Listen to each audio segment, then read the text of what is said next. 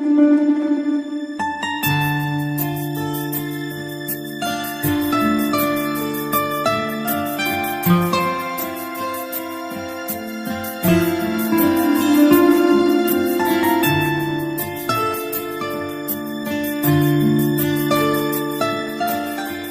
tardes. Muchas gracias a todos por venir. El tema de esta conferencia, como podéis ver, es tiempo cíclico y eras de la humanidad.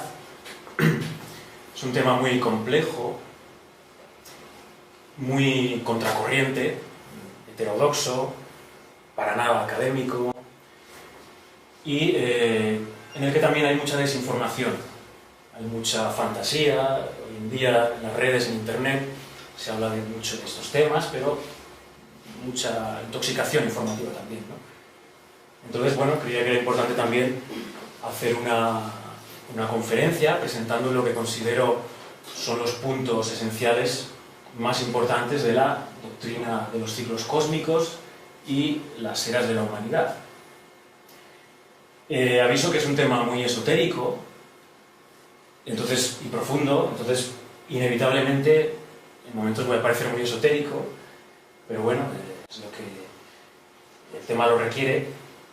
Lo he investigado durante años, he escrito sobre él, desde hace años que lo he investigado, no es algo que me haya preparado ahora de repente, pero no lo había presentado públicamente, ¿no? Entonces creía que era importante presentarlo, al menos dar las claves esenciales más importantes, ¿no?, para comprenderlo, ¿no? Entonces, bueno, voy a intentar ser lo más claro posible y, bueno, espero no revelar demasiados secretos tampoco, o al menos hacerlo de forma lo suficientemente velada para que los vea quien tenga ojos para ver. Entonces, bueno, pues vamos a ello. Primero de todo, quería hacer, antes de entrar de lleno en la teoría, una mención a cuál es la configuración mental, la programación mental que tenemos como hombres occidentales modernos, ¿no? Sobre todo en relación al progreso, a la noción del progreso, a lo que se ha llamado el mito del progreso. Porque si no desprogramamos, en cierto modo, esta idea, es muy difícil entrar en profundidad a comprender la doctrina de los ciclos cósmicos, ¿no? ¿Por qué? Porque, bueno, vivimos en una cultura que, la occidental moderna, la noción de tiempo, de temporalidad que tenemos es una noción de progreso lineal, todo va ascendiendo, ¿no?, en progreso, a mejor, ¿no? Y esa idea es totalmente inversa, contraria a la que han dicho todos los pueblos y todas las culturas, en todas las épocas, ¿no? Sobre todo se gestó en el siglo XVIII, en el siglo de la Ilustración, pero evidentemente tiene su sentido que se haya gestado en la cultura judeocristiana, que la religión judeocristiana presenta una linealidad temporal, un génesis, un apocalipsis, y el occidente moderno no es más que el proceso de secularización, de profanación de este sustrato judeocristiano, ¿no? Y es en el siglo de la Ilustración que se gesta esa idea de progreso, evidentemente el progreso que justifica la superioridad del hombre europeo occidental, ¿no? Y se desarrolla en el siglo XIX con todas las ciencias en multitud de disciplinas, ¿no? Entonces, claro, la concepción que tenemos del ser humano y de sus orígenes nos marca totalmente la forma de ver la realidad, ¿no? Entonces, bueno, ¿qué antropología es en la que estamos como occidentales modernos metidos, ¿no?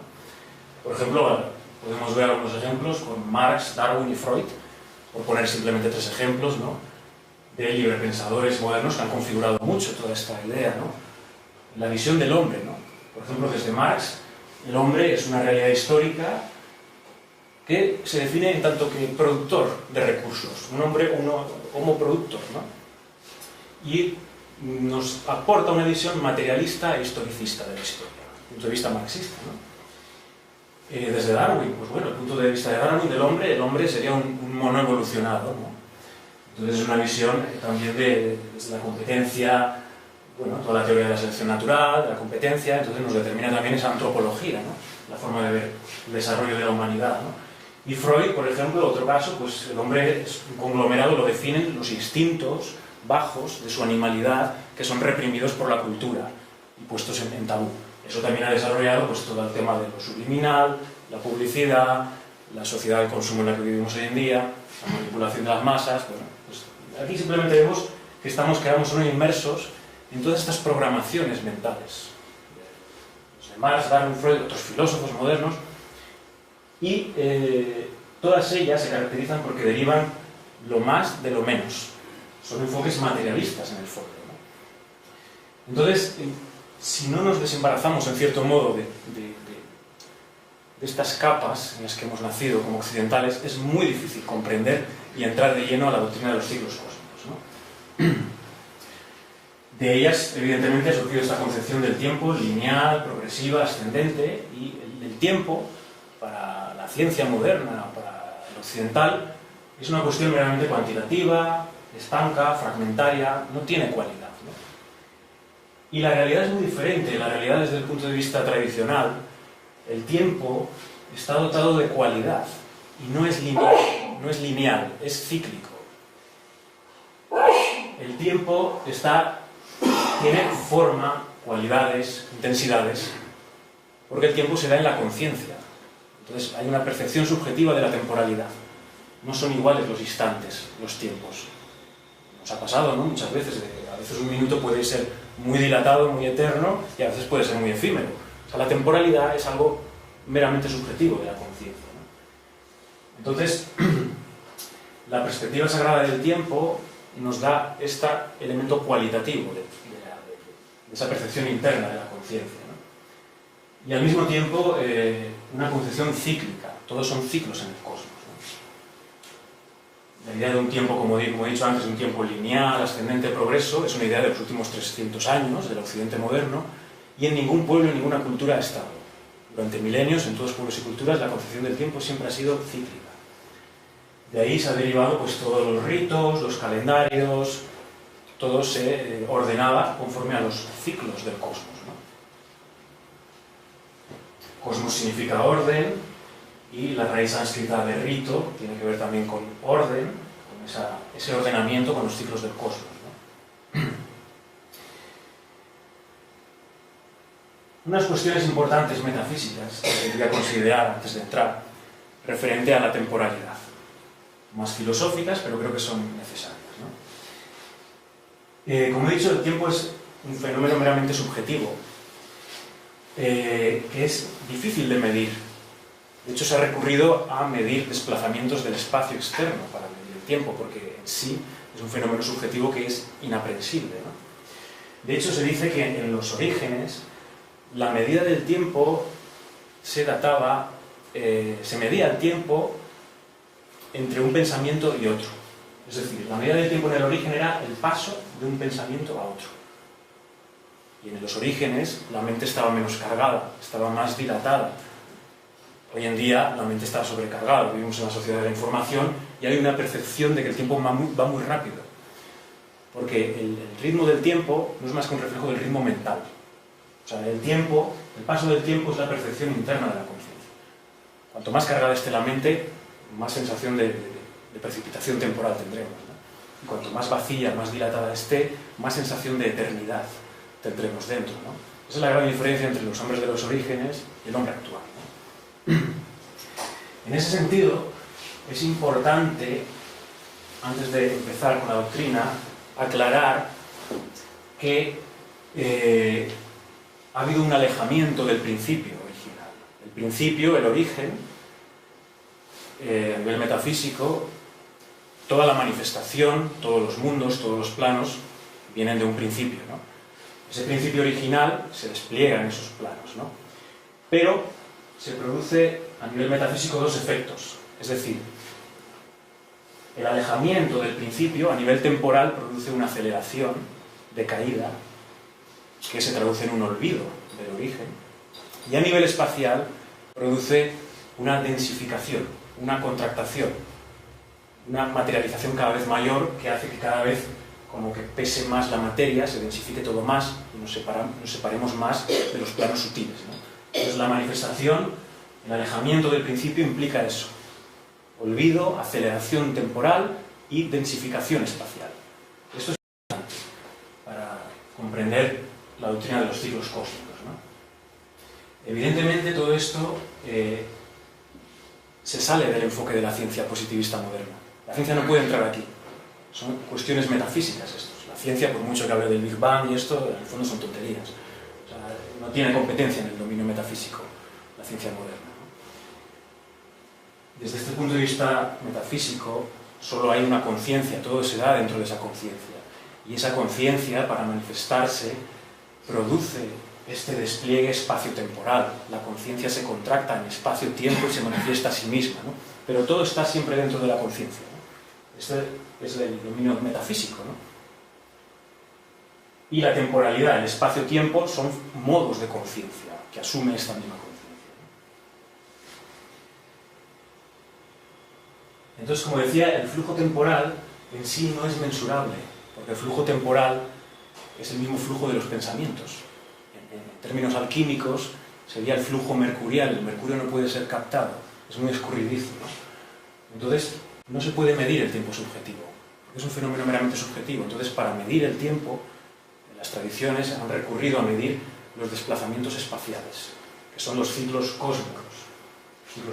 Realmente no medimos la temporalidad interna, lo que medimos es lo que tarda un ciclo planetario, un movimiento celeste, ¿no? Y en este sentido, bueno, es interesante retomar la famosa frase de Platón, ¿no? de su obra El Timeo, ¿no? Que resume el tiempo, lo define como la imagen móvil de la eternidad, ¿no? Esa frase tan magistral, ¿no? Es decir, que es el espacio moviéndose, recreando en cierto modo una disposición de lo eterno, de los arquetipos, de los principios universales, ¿no? Entonces, el movimiento más perfecto, más próximo a esa eternidad, ¿cuál es? El circular. El círculo y la esfera, en el plano del espacio, espirales, pero el despliegue de la manifestación tiende a recrear esa forma más perfecta, que es la circular y la espiral. Esto lo vemos en las doctrinas hindús de la cadena de los mundos, que se habla de un gran rosario, un gran collar, un gran mala, que se compone de multitud de perlas, ¿no? Y hablan, bueno, un día de Brahma tiene la duración de un kalpa, de un universo, que a su vez ese kalpa, ese universo está compuesto de 14 manvántaras, que son 14 humanidades, ¿no? Al mismo tiempo, el collar lo forman 360 perlas, que serían 360 universos, ¿no? Y eso formarían un año de Brahma. Y al mismo tiempo, 100 de estos años de Brahman darían una vida de Brahma. Y al mismo tiempo, este Brahman, esta conciencia absoluta, exhala y reabsorbe en su respiración, constantemente manifiesta mundos y los vuelve a reabsorber. Estos son los textos hindús, como se refieren al aspecto infinito que hay en la manifestación de mundos, de humanidades, en constante despliegue y reabsorción, ¿no? En este sentido, la humanidad actual es una entre tantas. O sea, no hay que ser tampoco egocéntricos en esto. Ha habido muchísimas humanidades antes que la nuestra, va a haber muchísimas más y seguramente coexistan también muchas más, ¿no? En concreto se habla de los textos hindús, se habla que esta sería la séptima humanidad dentro del kalpa de 14 humanidades, ¿no? Estaremos en la séptima, aunque eso a veces también tiene que ver un poco con cuestiones metafísicas, en el sentido de que se aplican como si fueran los 7 cielos y los 7 infiernos. También hay una correlación metafísica y estaríamos como en el centro, en el plano humano, ¿no? Pero no hay que olvidar, como dijo René Guénon, que los ciclos cósmicos no son otra cosa más que los grados de la existencia universal de la que son una aplicación temporal. Es decir, los ciclos cósmicos no son más que una aplicación temporal de principios universales metafísicos. En ese sentido, a veces se ha puesto la humanidad, pues es como que le precedían 7 ashuras o 7 infiernos, 7 estados demoníacos, y le siguen 7 cielos, ¿no? Son transposiciones metafísicas al orden temporal, ¿no? Pero sí que es verdad que hay muchas referencias también, incluso en la Cábala. Desde la Cábala se habla de los 7 reyes de Edom, como si fueran, antes de Adán, como si fueran unas prefiguraciones anteriores al Adán actual, a la humanidad actual, ¿no? Como si fueran reminiscencias de otras 7 humanidades que hubo anteriormente, ¿no? Permanecen de forma residual estos recuerdos de otras humanidades, en el sentido incluso negativo a veces, desde la Cábala se ve así, ¿no? Serían como carcasas, como larvas, los Kiflot que habla. Lili también se podría considerar como una referencia a un estrato anterior, al Adán, que se podría hacer referencia también a los pueblos cananeos, matriarcales que había anteriores, pero también son como energías residuales que quedan de larváticas de las humanidades anteriores a la actual,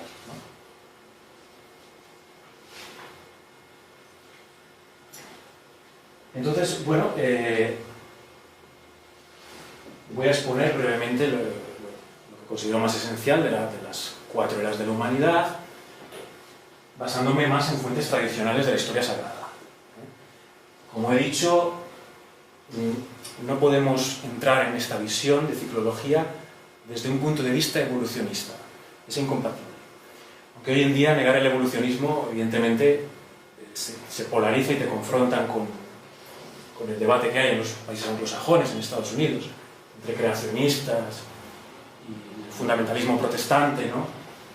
La interpretación literal de la Biblia. Es más complejo que eso, pero lo que sí que tengo que decir es que el evolucionismo es una teoría que no está comprobada empíricamente, que Darwin la aplicó a nivel biológico, pero de ideas que ya estaban. El evolucionismo lo formula filosóficamente previamente Spencer, Darwin lo aplica a nivel biológico, pero no es una teoría que haya surgido de una constatación empírica, el evolucionismo.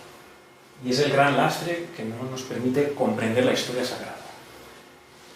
En ese sentido, quería advertir también del evolucionismo espiritualizante que se da en muchos sectores, ¿no? Por ejemplo, la filosofía de Riverson, su filosofía es evolucionista en el sentido espiritual. Autores cristianos como Teilhard de Chardin también han desarrollado un evolucionismo espiritualista. Y en el mundo anglosajón, tan influido por el cientificismo positivista, también hay autores como Ken Wilber, por ejemplo, que presentan toda su filosofía en un esquema totalmente evolucionista, ¿no? Lo cual hace que ciencias sagradas como la astrología a él no les dé importancia, que las considere como en una fase, en un estadio mítico, prerracional, superado, ¿no? Pero bueno, esos serían otros temas, ¿no? Simplemente mencionar que hay muchos autores aparentemente espirituales que son evolucionistas en el fondo. También alguno hindú, como Aurobindo también, autores orientales fuertemente occidentalizados, ¿no? Y evidentemente todos los ocultistas, la teosofía iniciada por Blavatsky, es una mezcolanza, un cóctel de nociones distorsionadas de hermetismo, de doctrinas orientales, de la ciencia, pero siempre en un esquema evolucionista, ¿no? Que es lo que ha dado el caldo de cultivo de toda la nueva era de la actualidad, de canalizaciones de todo tipo. Entonces, bueno, simplemente advertir que yo no me sitúo en un punto de vista evolucionista, ni siquiera espiritualizante, ni mucho menos como canalizado, ni nada de esto, como mucha gente se presenta hoy, por muy gente que habla de eras anteriores, de la Atlántida, todo esto. Yo no aporto nada mío propio aquí, simplemente voy a exponer doctrinas de tradiciones, ¿no? Porque bueno, a veces estas canalizaciones y todo esto, por muy inspiradoras que sean, no dejan de ser fantasías, que no tienen rigor ninguno, ¿no? Entonces simplemente quería advertir también de todo esto, porque hay mucha confusión hoy en día con todo esto, ¿no? Entonces, las fuentes van a ser la historia sagrada, en el sentido de una metahistoria, ¿no? Una metahistoria. El tiempo, quería resaltar también que el tiempo mítico es más real que el tiempo histórico, porque el tiempo mítico, el tiempo de los mitos, nos habla de arquetipos universales que están en el alma de las personas, ¿no? Entonces nos resuenan más. En cambio, el tiempo histórico es un constructo social de los vencedores, de lo que han querido registrar, totalmente tergiversado y manipulado. Entonces, en este sentido sagrado es más real el tiempo mítico, habla más de la realidad inmanente del hombre, que un tiempo histórico basado en manipulaciones y en construcciones, en constructos históricos, ¿no? Por lo tanto, aquí no tiene tampoco competencia la historia académica oficial. Estamos en un dominio metafísico. Bueno, entonces voy a desarrollar las 4 eras de la humanidad, según cómo las presenta el hinduismo. Esto pues es más conocido, ¿no? Las 4 eras: la edad de oro, la edad de plata, la edad de bronce y la edad de hierro, que también en la cultura grecolatina, como tiene un tropo también indoeuropeo, También hablaron de estas 4 edades, Hesíodo, Platón, Virgilio. Pero también lo voy a poner en correlación, sobre todo con el Génesis, con el mito bíblico, porque a nivel cultural es el que más tenemos más próximo, ¿no? Las tradiciones monoteístas, como he dicho, no tienen una concepción cíclica del tiempo, tienen una concepción más lineal, pero también tienen una concepción de decadencia. Hay un paraíso original que se produce una expulsión y una decadencia. Entonces, todas las visiones tradicionales hablan de un proceso de oscurecimiento, de decadencia de la humanidad. Todo lo contrario al progreso moderno, ¿no? Entonces, bueno, resaltar antes de empezar que es unánime en todas culturas, en todos pueblos, en todas mitologías, la apreciación de que en los tiempos primordiales coexistían, los habitantes, los seres de esos tiempos primordiales eran dioses o semidioses.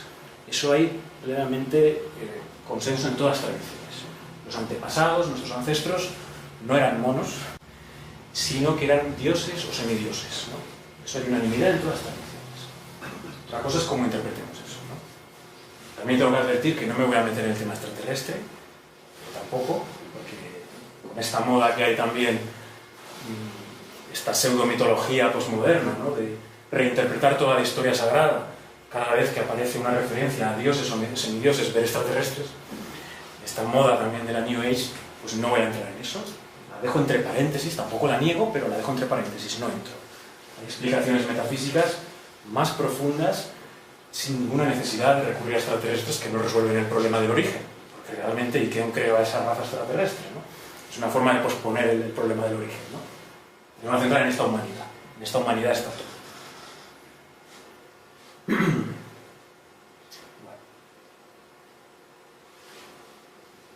Entonces, el despliegue de la humanidad, del Manvantara, en términos hindús, Manvantara es una humanidad,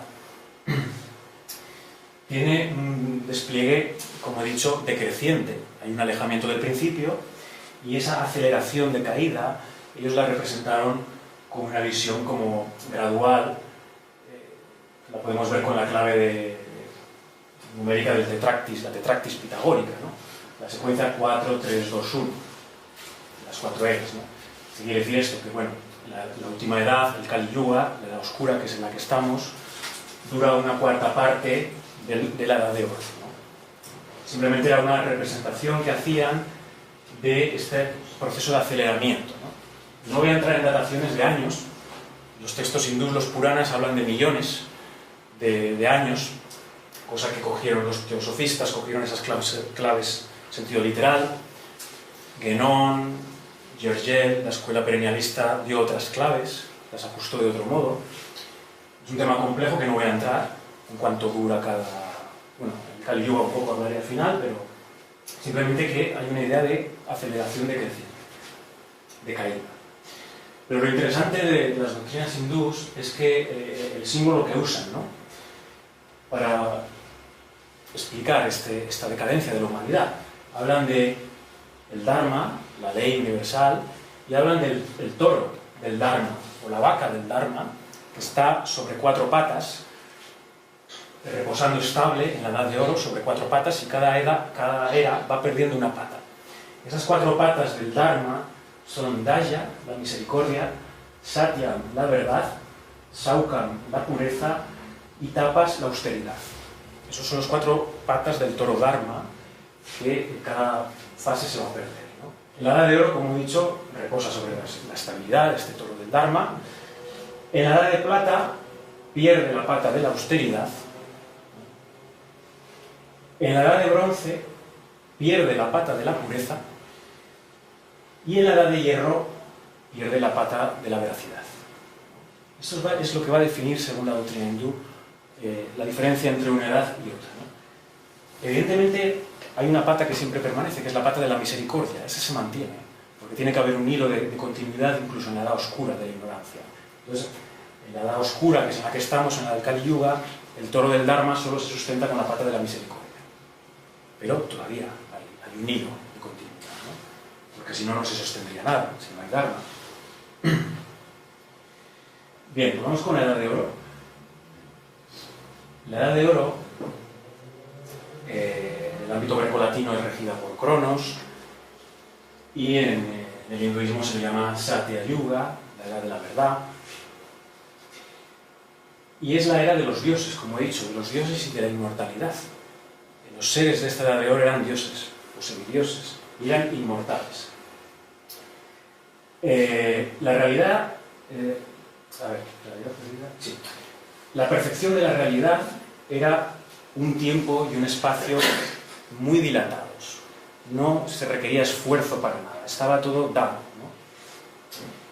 Todo espontáneamente brotaba, ¿no? Estas imágenes que usan, bueno, los alimentos, los árboles daban su fruto, no hacía falta, había toda una armonía con la naturaleza. No son más que explicaciones simbólicas para ilustrar el estado de conciencia de los seres originales, que no necesitaban nada porque estaban ya plenos en su conciencia no dual, ¿no? Se describe el Edén como un estado de eterna primavera y de días sin noche. No había noche y no había estaciones.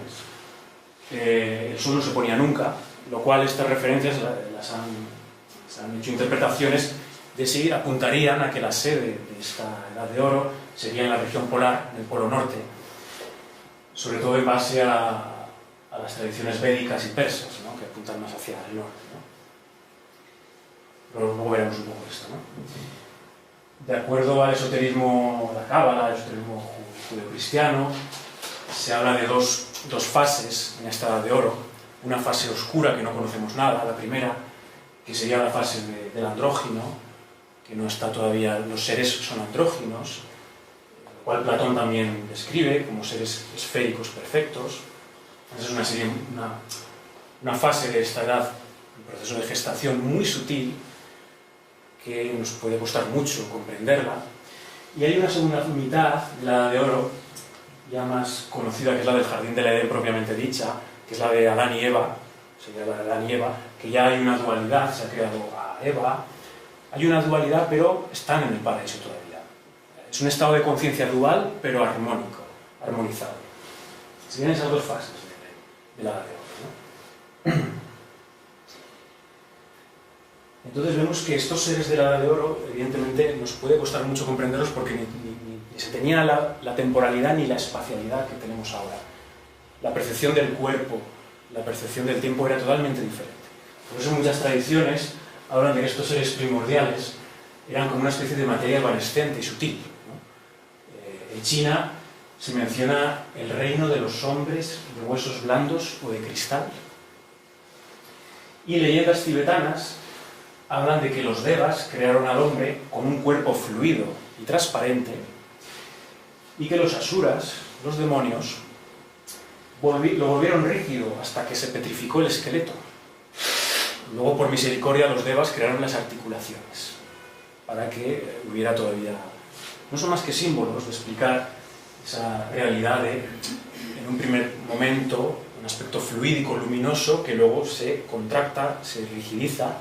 Astrológicamente sería el aspecto de Saturno, del sistema óseo, el paso del tiempo.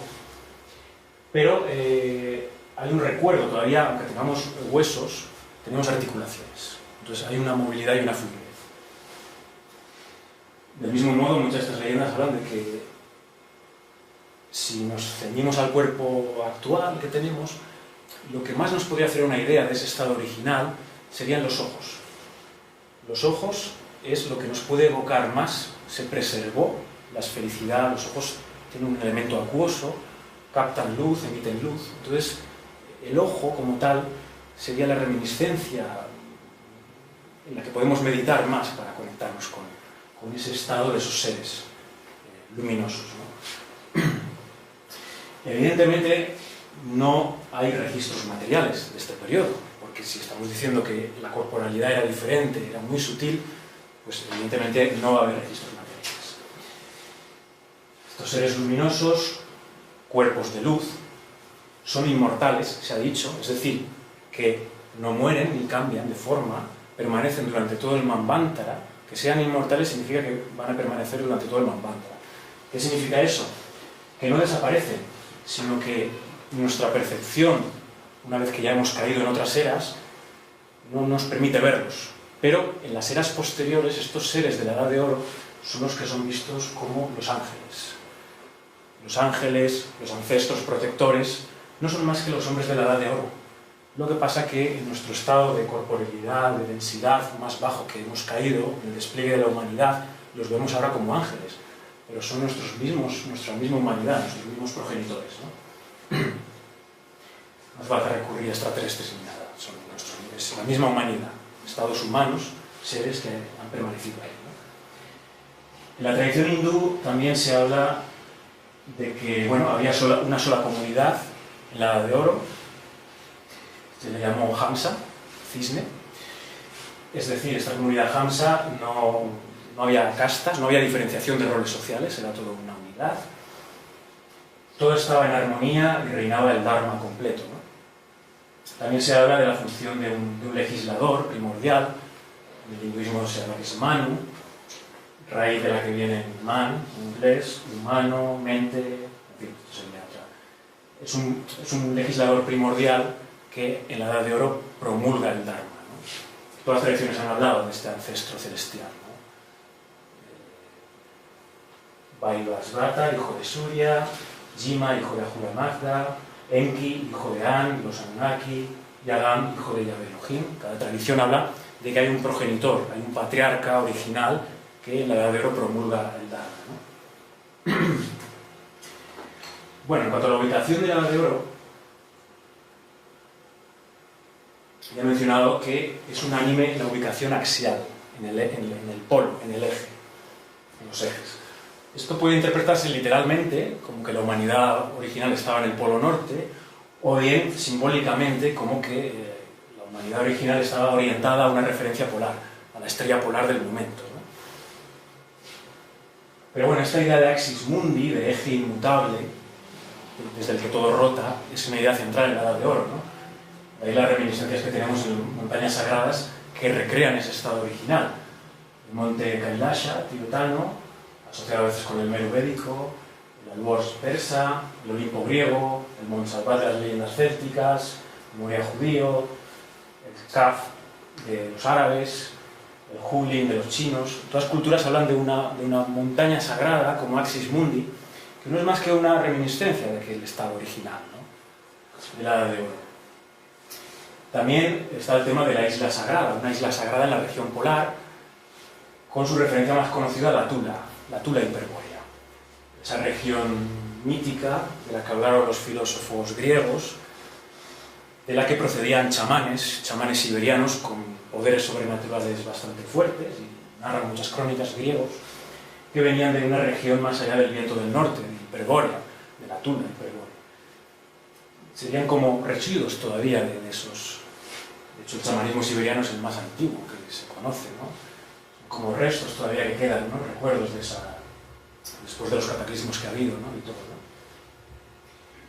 Este paraíso, el Pardes caldeo, la palabra Pardes viene de paraíso, desde la Cábala se le ha llamado luz, centro de inmortalidad, Salem también, ciudad de la paz, los sufís persas le llamaron Urkalia, y los budistas Shambhala, y hinduistas más Agartha, ¿no? Todas hacen referencia a un reino mítico que está más allá del espacio-tiempo, que es ese estado de la Edad de Oro, que se ha perdido, un paraíso perdido de conciencia no dual, pero que no se ha perdido, sino que se ha ocultado. O sea, está eternamente presente para el que consiga conectar y despertar a él, ¿no? Entonces, ¿qué pasa con la caída? ¿No? En un momento que perdemos ese estado de conciencia no dual, ¿no? De los orígenes, ¿no? Bueno, es el mito de la caída del Génesis bíblico.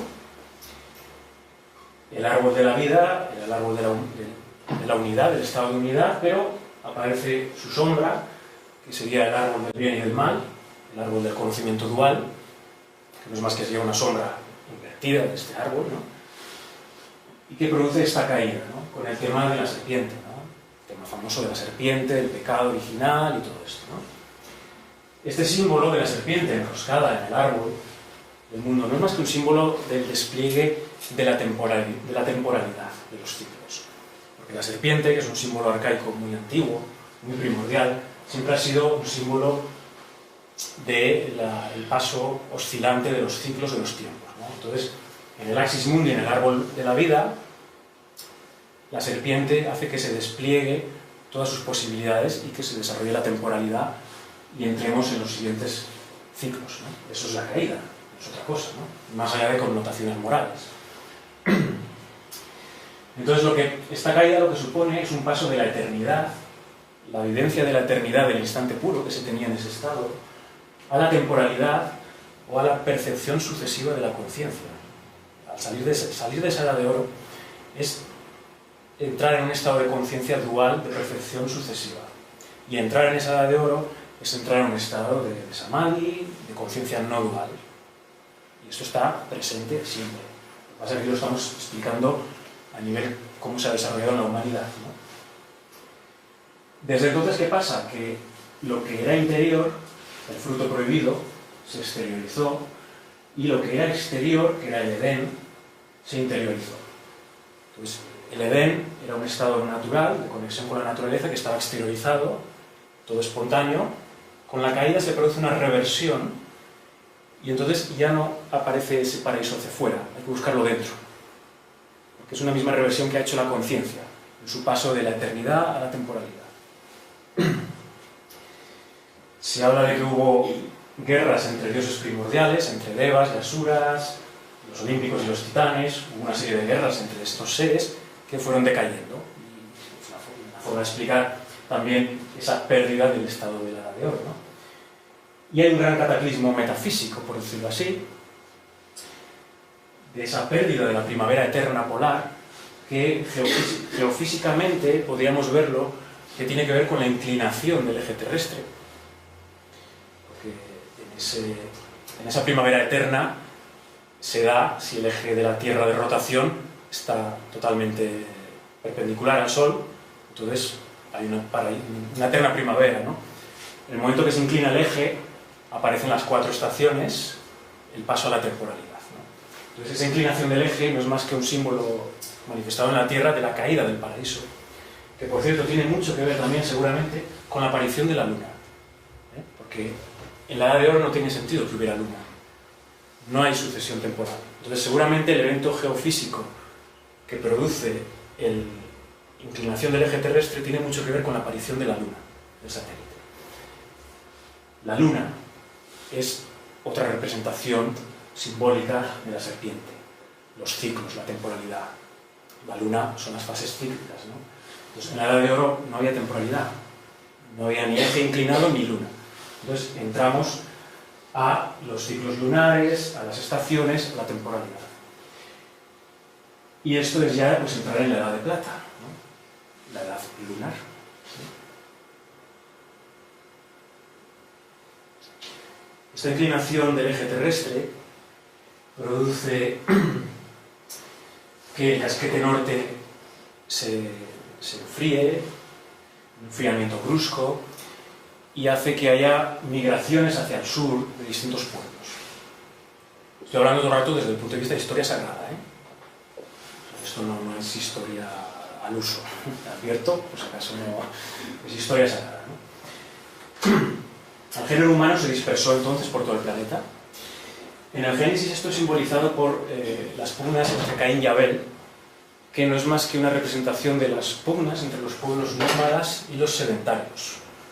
Cuando se habla de las pugnas entre Caín y Abel, pues es esa que la humanidad empieza ya a dispersarse, se crean distintas comunidades, antes solo había una comunidad, y empieza a haber pues, discrepancias entre pueblos nómadas y sedentarios, ¿no?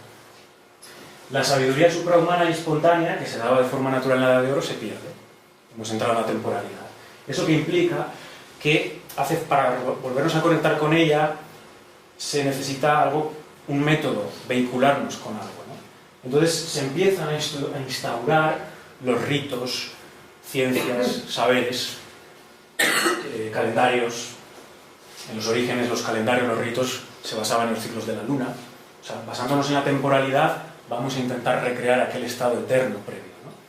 Entonces en la Edad de Plata se forman los ritos, los mitos, las ciencias simbólicas, todo tipo de artes y técnicas, la agricultura, vienen de esta... En la Edad de Oro no hacía falta nada de esto,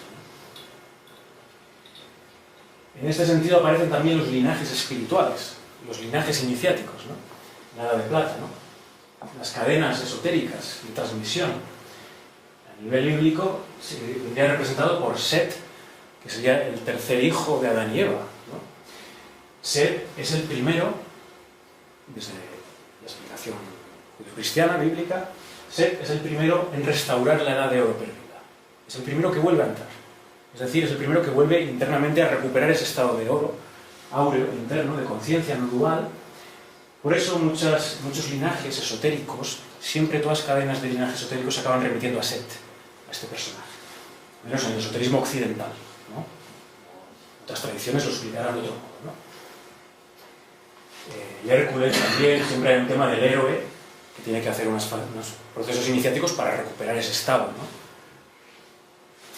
También aparecen reminiscencias en muchos pueblos de un alimento, una bebida de inmortalidad, que nos transporta a ese estado previo perdido, ¿no? En los signos védicos es muy importante el soma, bueno, son las manzanas de oro del jardín de las Hespérides, el rocío de luz en la Cábala, que es emanado por el árbol de la vida, ese axis mundi, el vino dionisíaco, el grial de las leyendas célticas. Siempre hay un tema de una bebida o algo que hay que hacer un trabajo iniciático para descubrirlo, porque se ha perdido, y esa es una bebida de inmortalidad.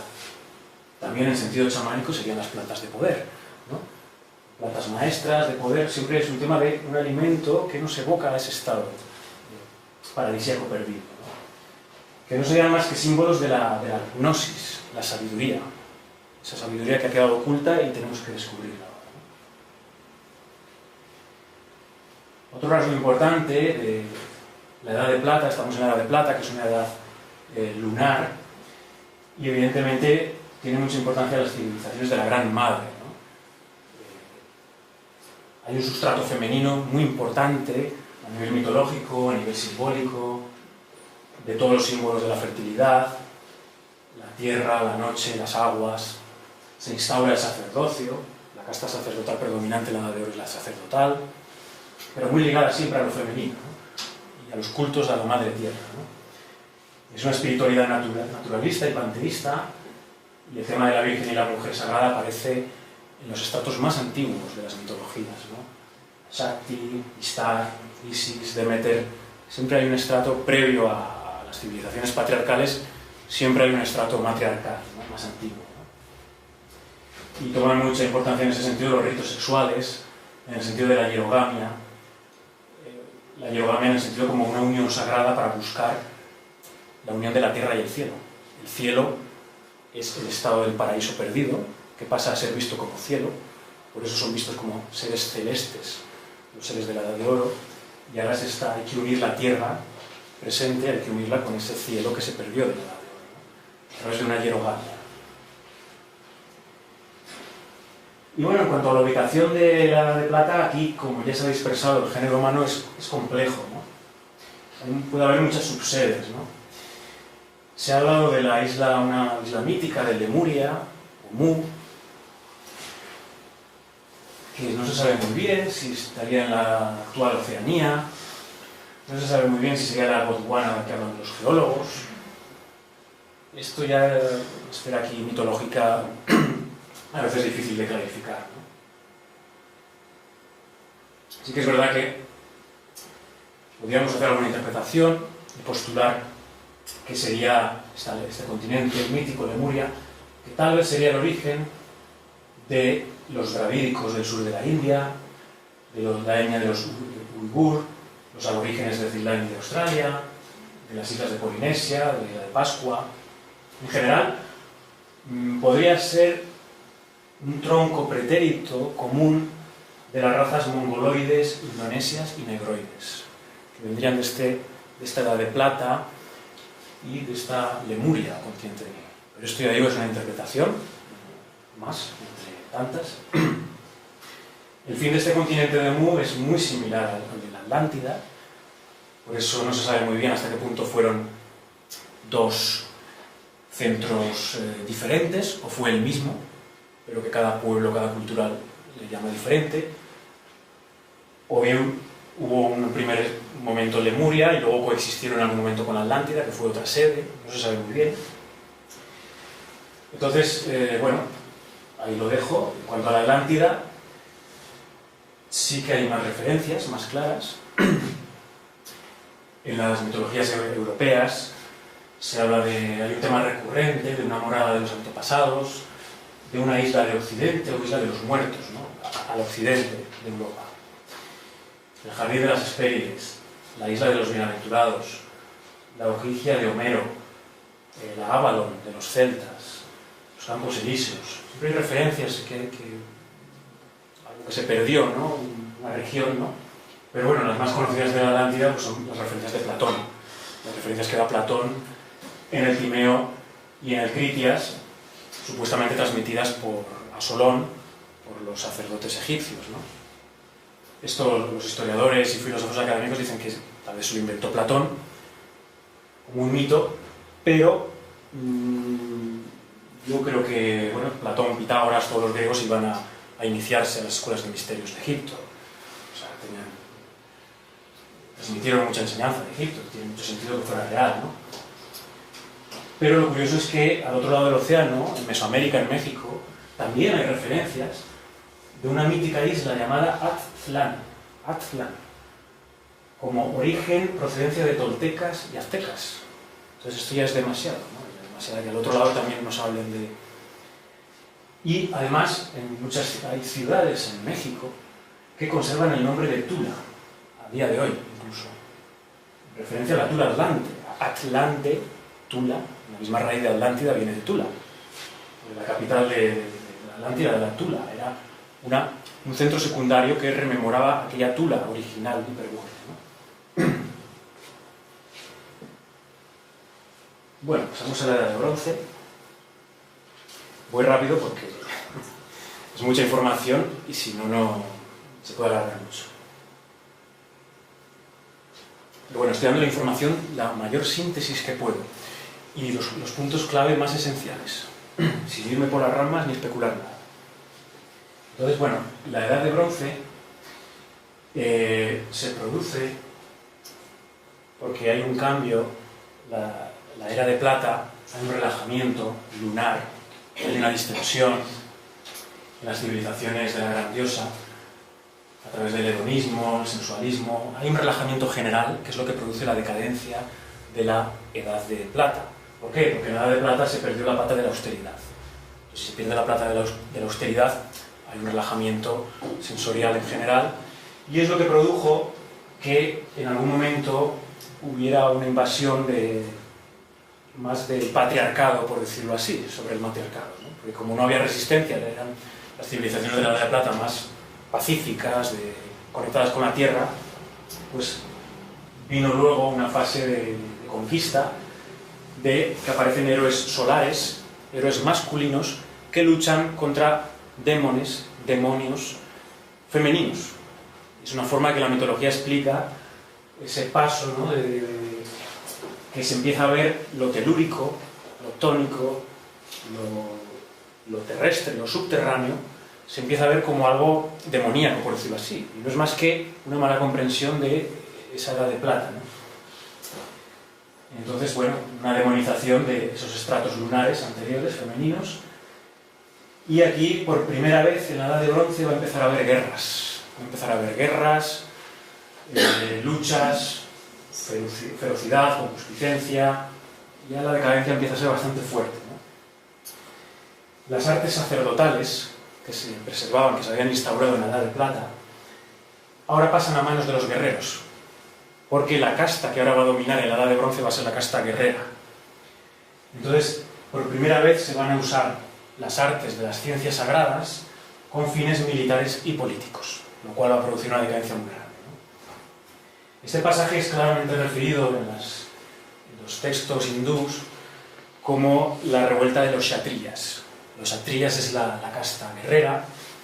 Entonces hay un momento que los kshatriyas, la casta guerrera, se rebela contra la casta brahman, sacerdotal, ¿no? Esto es lo que marca la edad de predominio de la casta guerrera en la Edad de Bronce. Y evidentemente en la Edad de Bronce lo que se ha perdido es la pata de la pureza. Entonces, al perderse la pata de la pureza, por eso la casta guerrera y las guerras van a dominar más. Pero en la Edad de Bronce hay un episodio muy misterioso, a nivel esotérico tal vez sea el más misterioso que hay, que es el de una estirpe muy extraña, ¿no? Que se han hecho muchas especulaciones de todo tipo hoy en día, ¿no? Que es la que el capítulo 6 del Génesis se refiere como la estirpe de los Nefilim. Los Nefilim, que es un linaje, según se refiere el Génesis, nacido de la unión de los hijos de los dioses, los Ben Elohim, con las hijas de los hombres, lo que dice el Génesis. Pero también hay referencias en la mitología griega, porque estos Nefilim son los gigantes. Los gigantes comúnmente, que en la mitología griega se dice que son nacidos de Gea, la tierra, y de la sangre de Urano, el cielo. Un elemento celeste y un elemento terrestre que se mezclan y producen los gigantes. También el tema de los gigantes es unánime. En casi todos los pueblos hablan de que en unos orígenes había una raza de gigantes, ¿eh? Eso también es un tema importante. Lo que pasa es que esta raza se exterminó, parece ser, pero hasta recientemente hay vestigios. Hasta tiempos de David, el tema famoso de Goliat, la lucha de David contra Goliat. Goliat era todavía antiguos linajes de gigantes. El rey de Og, de Basán también, que refiere la Biblia. Lo que pasa es que se fueron extinguiendo, ¿no? Pero hay otros pueblos también, que hablan de gigantes, no solo en el Génesis. Otro libro esotérico importante que hay es el libro de Enoch, que también habla de este misterioso pasaje, habla de los Grigori, los vigilantes, una especie de ángeles caídos, estos Ben Elohim, ángeles caídos que, bueno, tienen deseo por las mujeres, las hijas de los hombres, y copulan con ellas, ¿no? Lo que está claro es que es una mezcla de castas, la interpretación que podríamos hacer de este pasaje tan misterioso, al margen de fantasías de extraterrestres y todo esto. El tema está que hay una mezcla, que es lo que refiere el Bhagavad Gita, una mezcla de castas que hombres que todavía de la edad de oro, celestes, caen, ángeles caídos, caen y se mezclan con los seres de la edad de bronce, las mujeres, que ya no estaban en ese grado de pureza, ¿no? Entonces esto produce una mezcla, una alteración que genera pues, estos seres más ciclópeos, ¿no? Que por cierto, quién sabe si muchas de las construcciones megalíticas que hay por toda Europa, construcciones que es muy difícil saber cómo se han hecho, que quién sabe si no las hicieron gigantes, ¿no? El tema está que sea lo que sea, esta mezcla de castas, el símbolo, lo que nos quiere, la enseñanza que nos quiere transmitir, es el crepúsculo de los dioses. Hay una caída. Hombres primordiales todavía luminosos, no todos, pero algunos caen y se mezclan, ¿no? Entonces el estado divino en el hombre cada vez empieza a caer más y se inclina a lo carnal, a estados inferiores, ¿no? Esa es la enseñanza del símbolo, más allá de querer intentar buscar explicaciones muy esotéricas, ¿no? Esto se da en el segundo periodo de la Atlántida. La segunda fase de la Atlántida, que es la fase en la que se corrompe la Atlántida, según narra Platón, porque hacen un mal uso de la magia, de las artes, como hemos dicho, pues la de bronce. Entonces es lo que produce pues, un cataclismo, el cataclismo que narra Platón, que acaba con la Atlántida, pero que en la Biblia se habla del diluvio, el diluvio universal también, seguramente sería el mismo, ¿no? El diluvio bíblico y esa restauración, ¿no?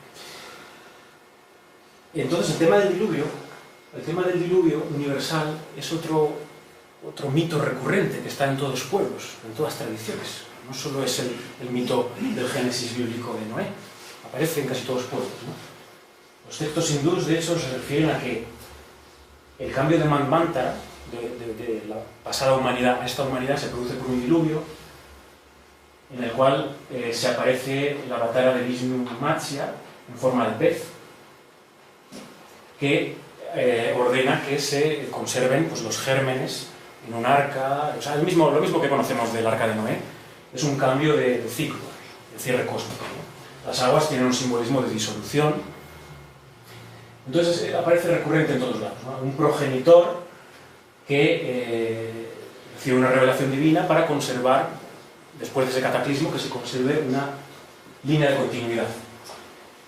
El Ziusudra sumerio, el Utnapishtim babilonio, el Suassambhuva védico, el Deucalión griego, el Manco Cápac inca y el Noé hebreo. Son referencias todas que te hablan del mismo mito, ¿no? En pueblos aparentemente desconectados, pero es esa misma reminiscencia, ¿no? Si nos centramos más en lo que dice la Biblia, pues bueno, después del diluvio, ¿qué pasa? Hay como surgen 3 linajes de pueblos, hay una reestructuración tradicional, y la Biblia explica que son los hijos de Noé. Los hijos de Noé, 3 hijos, de su hijo Jafet, saldrán los escitas, los persas y los pueblos nórdicos en general. De su hijo Sem saldrán los semitas, evidentemente, los acadios, los caldeos y los hebreos en general. Y de su hijo Cam saldrán los cananeos, los fenicios, egipcios y los pueblos negros en general. La historia sagrada que explica el Génesis de esa reestructuración que hay después del diluvio. Y bueno, paso a la de hierro. Se va acelerando todo. La edad de hierro. Entramos en la edad de hierro. La edad de Kali.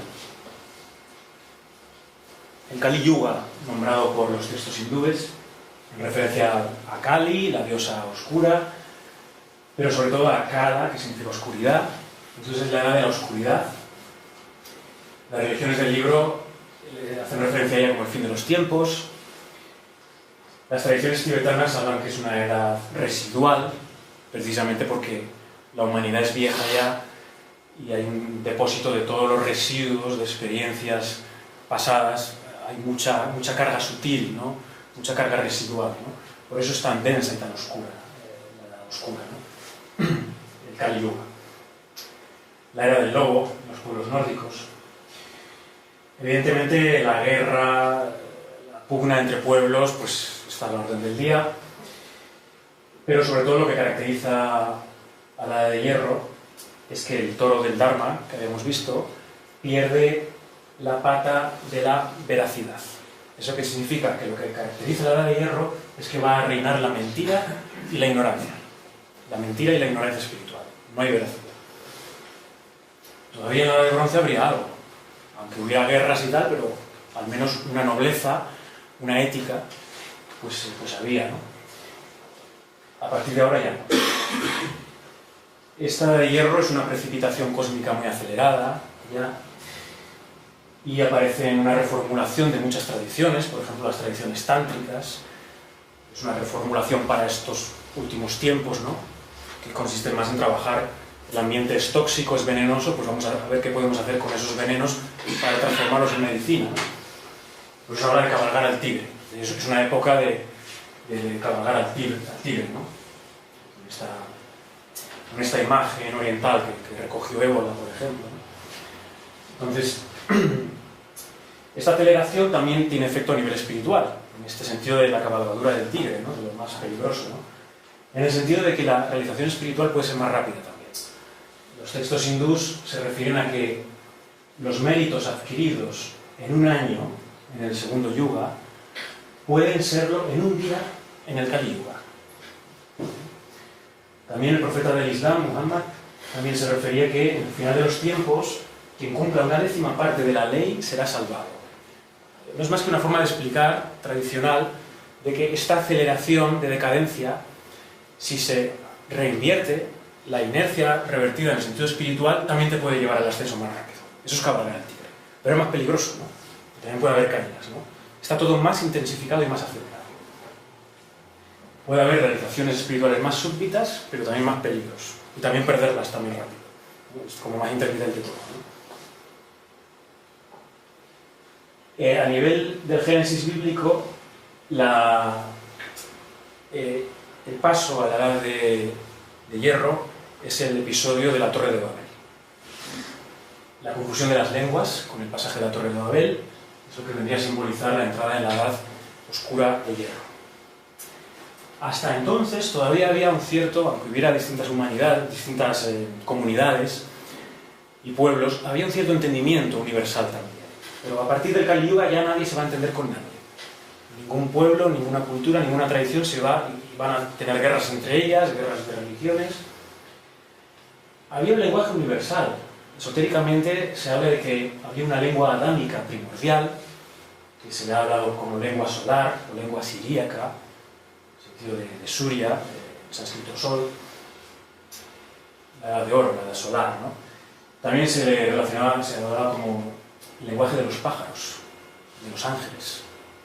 En el reino animal los pájaros son el símbolo de los estados angélicos, ¿no? Los hombres de la edad de oro comprendían el lenguaje de los pájaros, porque eran como ángeles, ¿no? Era un lenguaje universal con la naturaleza.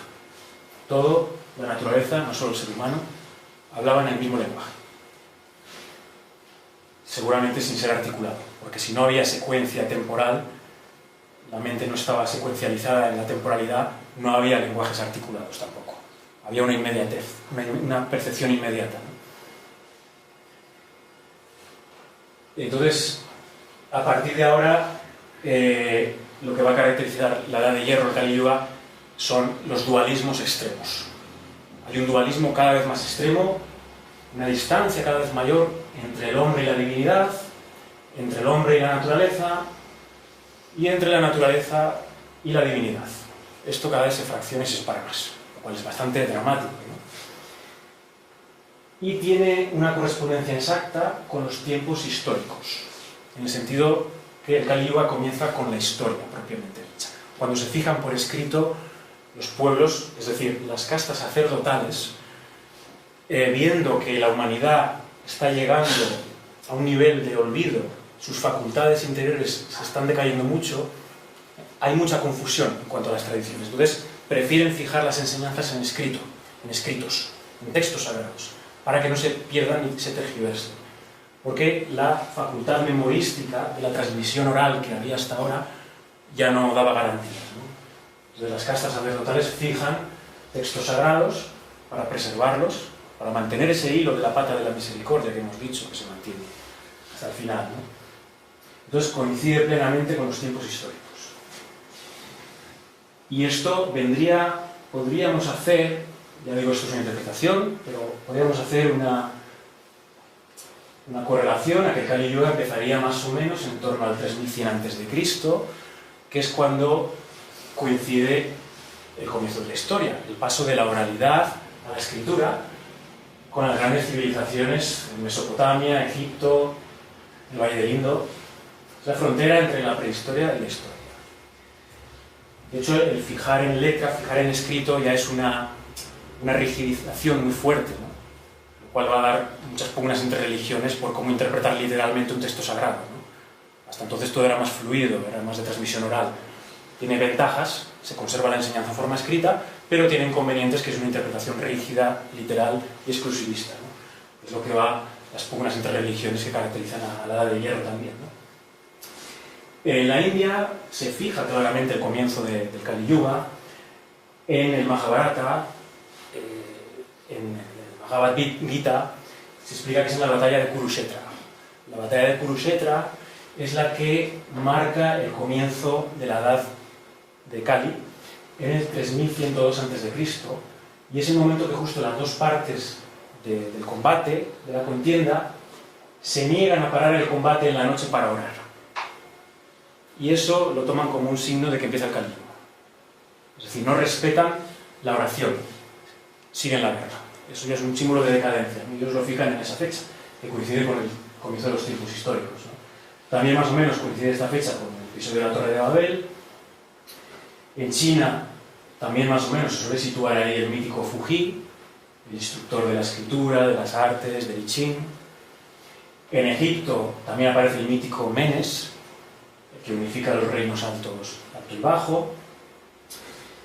Y bueno, Menes también en resonancia con el Manu hindú, esa función, el Minos cretense, el Menu celta, muchas referencias, reminiscencias de aquel Manu original de la Edad de Oro de la India, ¿no? Bien, la Edad de Oro, al comienzo, toda era tiene un pequeño episodio dorado, ¿no? El comienzo de la Edad de Oro, de la Edad de Hierro, del Kali Yuga, quiero decir, viene marcado mucho por la tradición egipcia. La tradición egipcia, en el periodo más dorado, que esotéricamente se presentaría como la heredera más directa de la Atlántida, pero también en confluencia con elementos del África negra, elementos autóctonos del África negra también. La cuestión es que, el tema de las pirámides, por ejemplo, las leyendas árabes afirman que las pirámides fueron mandadas construir por el rey Surit, avisado del gran diluvio, para preservar el conocimiento. Entonces, eso es lo que explican las leyendas árabes, de que las pirámides, hay un elemento ahí antediluviano. Esto, evidentemente, vendría a datar las pirámides y la Esfinge en torno al 9000 y pico o 10.000 y pico antes de Cristo, que es donde muchos investigadores al respecto parece ser que coinciden todos, ¿no? De datarlas en esa época, ¿no? Entonces, realmente serían casi antediluvianas, no serían egipcias propiamente dicho, ¿no? Y no eran tumbas, evidentemente no eran tumbas, sino que eran una forma de fijar la sabiduría atlante previa que había y preservarla para que se preservara después del diluvio, ¿no?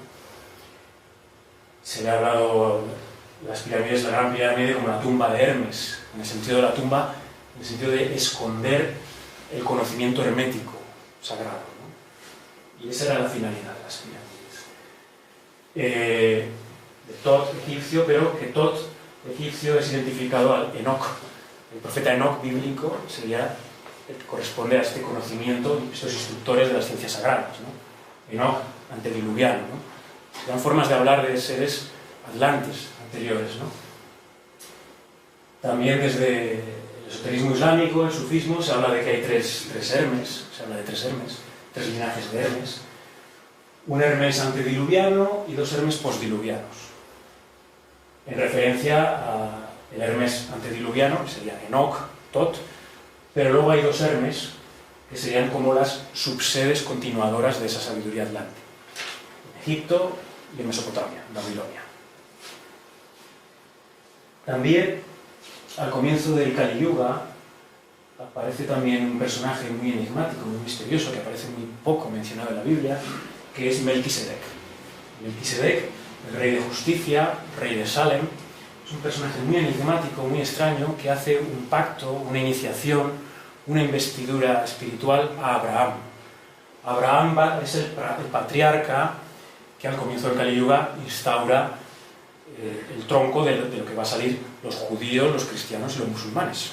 Las tres religiones del libro tienen como padre, como patriarca, a Abraham. Pues Abraham recibe una transmisión misteriosa por este personaje, por Melquisedec. Eso es un signo de que este Melquisedec tal vez fuera representante, atlante, previo, que hace una investidura espiritual para insuflar también a este tronco de las futuras religiones del libro, ¿no? Al mismo tiempo, Cristo también va a recoger y se va a presentar como continuador del sacerdocio de Melquisedec. Por eso instaura la Eucaristía del pan y del vino, que es un rito instaurado por Melquisedec. El rito del pan y del vino lo instaura Melquisedec en su ritual, pero Cristo lo sigue y lo confirma, ¿no? Entonces, bueno, para acabar con el Kali Yuga, lo que vemos es que lo caracteriza es una confusión de todas las castas, nadie está en su lugar, los Puranas hacen descripciones muy extensas, muy claras, de hace siglos atrás, que describen la época actual de forma muy precisa. Todo está alejado de su dharma, es decir, nadie está en el lugar que le correspondería, conforme a sus predisposiciones, ¿no? Esto lo vemos claramente los gobernantes, ¿no? Los gobernantes, líderes de todo tipo, nadie está ocupando la función que realmente le correspondería por su dharma, por su naturaleza, ¿no? Pero si seguimos con la ley cíclica de las castas, ahora a la casta que corresponde llevar el papel protagonista y hegemónico en el Kali Yuga va a ser la casta de los vaishyas, de los mercaderes, ¿no? Y esto se va a ir consolidando y tomando cuerpo cada vez más, principalmente a través de la tradición judía desviada, que es la que va a configurar todo el occidente moderno. La sociedad capitalista que vivimos, el sistema bancario, todo esto, no es más que una degradación de esta casta de los mercaderes, ¿no? Como digo, la agente muy importante de elementos, no todos, pero elementos desviados de la tradición judía. Y el Occidente moderno va a convertirse en el principal agente contrainiciático de este Kali Yuga, en sus últimas fases. Es decir, el encargado de extender esta mentira y esta ignorancia por todo el planeta, que lo estamos viviendo hoy en día a través de la globalización y todo, ¿no? Entonces, un tema recurrente también es que hay un ocultamiento, un refugio subterráneo de los hombres primordiales. Los hombres primordiales están totalmente ocultos, esperando a el resurgir hasta que se dé paso a la nueva edad de oro, ¿no? Porque del Kali Yuga pasamos otra vez a la edad de oro, ¿no? Entonces, bueno, el fin de los tiempos, el cambio de ciclo. Sí que es verdad que los textos hindús hablan de que hay un periodo de superposición entre los yugas, que le llaman Sandhya, interposición, que en las últimas fases del Kali Yuga, o sea, coinciden el crepúsculo y la aurora, como si hay una máxima oscuridad, pero empiezan también a haber destellos de aurora, ¿no? Pero claro, estos son procesos de siglos, ¿no? Aunque podamos aventurarnos a ver algo de la edad de oro, todavía hay mucha oscuridad que gestarse, ¿no? Lo que está claro que también se habla en muchos pueblos de una inversión de los polos. Tiene que haber una inversión de polaridad muy fuerte, en el sentido de que tiene que haber un corte radical, no es un proceso gradual, como pinta mucha de la nueva era hoy en día, que se llega a una masa crítica, y la masa crítica, eso es la misma mentalidad occidental que cree que todo va de abajo arriba, y es al revés. Tiene que haber una inversión de los polos por un descenso providencial, ¿no? Un principio superior, ¿no? Metafísicamente sería como que la aceleración temporal y la contracción espacial llega a un límite, llega a su límite y en ese límite se reabsorbe en espacio-tiempo. Espacio-eternidad, quiero decir. El tiempo, la aceleración temporal llega a un momento que tiene que llegar a un tope y ¡pam!, se reabsorba. Ese paso, esa reabsorción a un espacio totalmente dilatado y a una eternidad es el cambio de la edad de oro, ¿no? Como digo, esto, una cosa es a nivel de humanidad, pero esto cualquier persona que se ilumina o entra en Samadhi ya lo realiza. Se dice que las disoluciones precedentes fueron por agua y la futura será por fuego. Eso también se dice. Y bueno, en esta fase final escatológica hay una lucha curiosa, muy providencial entre el judaísmo y el islam, que configuran mucho todo este Kali Yuga. El Islam se presenta como el sello de la profecía, como la última religión, y tiene una función escatológica muy importante, como para cerrar el Manvantara. Del Islam también se habla la segunda venida de Cristo, también, ¿no? El tema de que tiene que haber una segunda venida de un avatar para producir esa inversión de los polos, porque de abajo a arriba por sí solo no se va a producir, tiene que haber un descenso. En el hinduismo se habla de Kalki Avatara, que es una avatara que viene con un caballo blanco, igual que se describe al Cristo glorioso del Apocalipsis. Se habla de Buda Maitreya. Bueno, cada civilización habla de que al final del cierre cósmico tiene que venir un avatar, tiene que descender un principio superior, ¿no? Y restaurar un nuevo cielo y una nueva tierra, ¿no? La Jerusalén celestial de la que habla el Apocalipsis. Y bueno, el cristianismo también es una revelación curiosa en esta dialéctica entre judaísmo e islam. El judaísmo y el islam son las dos religiones del Kali Yuga, que aportan una ley nueva. Por eso son las dos más rígidas y que pueden tener el peligro de interpretarse exotéricamente de forma más dura, ¿no? El cristianismo como tal es un fenómeno muy curioso, porque es como si fuera un injerto que se hace en el tronco judío, porque hay cosas que no encajan muy bien con la mentalidad judía del mensaje de Cristo. La idea del verbo hecho carne. Hay elementos que se han señalado a muchos estudiosos de que es una anomalía extraña el fenómeno de Cristo, ¿no? De hecho, se han señalado similitudes con el budismo, de la ruptura con la tradición madre, su universalismo, el elemento de la compasión, lo cual hay hipótesis muy aventuradas de algunos investigadores que dicen que, bueno, que Jesús realmente no murió en la cruz, como dicen muchos textos apócrifos, como dice el Corán mismo, y que realmente tuvo contacto con Cachemira y él se retiró después de la crucifixión a Cachemira y murió allí de anciano. En Cachemira en la época había centros budistas muy importantes. Entonces, muchos paralelismos que tiene el cristianismo con el Islam, bien podrían ser porque Cristo tuvo contacto, o ya fuera porque fue presentado como un tulku, porque hay muchos episodios de los tulkus, esas encarnaciones tibetanas del budismo tántrico, de esa zona que estaba en aquellos siglos, que hay muchísimas similitudes con Cristo, que parece que Cristo encaja más en ese paradigma que en un paradigma judaico, ¿no? Pero bueno, esto ya son interpretaciones aventuradas, pero bien podría ser que providencialmente el cristianismo haya sido un injerto que haya hecho que el Kali Yuga se enderece o se mantenga todavía durante 1000 años, porque la decadencia del Imperio Romano era muy elevada y si no hubiera venido el cristianismo, seguramente el Kali Yuga se habría precipitado más. Entonces el cristianismo es como un injerto al mundo judaico y luego al romano, que hace que se mantenga todo más durante 1000 años, que sean los 1000 años de la cristiandad medieval hasta la Baja Edad Media. Entonces, si no hubiera habido el cristianismo, seguramente el Kali Yuga a lo mejor ya habría acabado. Es como que es, al menos yo lo veo así, ¿no? Es como, quién sabe, si un injerto tradicional, un soplo desde el budismo, tal vez, al mundo judaico y romano. Ya digo que esto es muy especulativo, pero bueno, ahí lo dejo. Preguntarte, cuando has hablado de los avatares, del avatar que puede surgir en el Kali Yuga, yo he leído mucho de que eran falsos, como también con falta de veracidad. Bueno, uno de los signos del final del Kali Yuga es la proliferación de falsos maestros, falsos profetas, que todo el mundo va diciendo, ya llegamos, ya llegamos, ya llegamos. La nueva era y toda la... Sí. Es uno de los signos que dan los Puranas y muchos textos de la fase final. No es creíble. Cualquier cosa que surgiera. No, hacia afuera, en el Kali Yuga, lo mejor es hacia afuera no creerse nada.